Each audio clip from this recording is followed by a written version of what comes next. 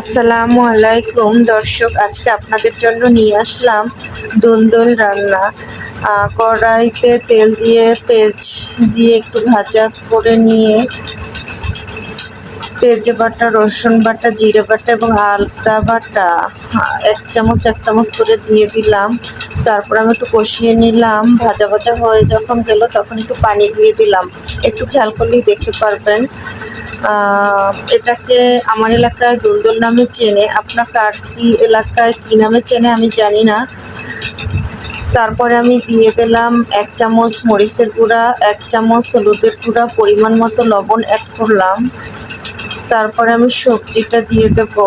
আপনারা সবজিটা দেখলেই বুঝতে পারবেন কার এলাকায় কি সবজি নামে এটা চেনে। আমার এলাকায় দুন্দুল নামেই বলা হয়, আমি তার জন্য দুন্দুল নামই ব্যবহার করলাম। এর সাথে দিয়ে দেবেন একটা আলু দিবেন এর সাথে, তাহলে এর স্বাদটা দ্বিগুণ বেড়ে যাবে।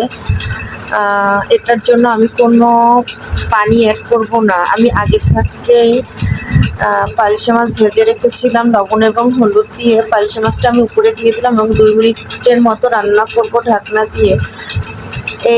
এরকম একটা লুক চলে আসবে রান্নার শেষে। রান্না এখন আমার হয়ে গেছে, এরকম একটা লুক চলে আসবে। আজ এ পর্যন্ত, আল্লাহ হাফেজ।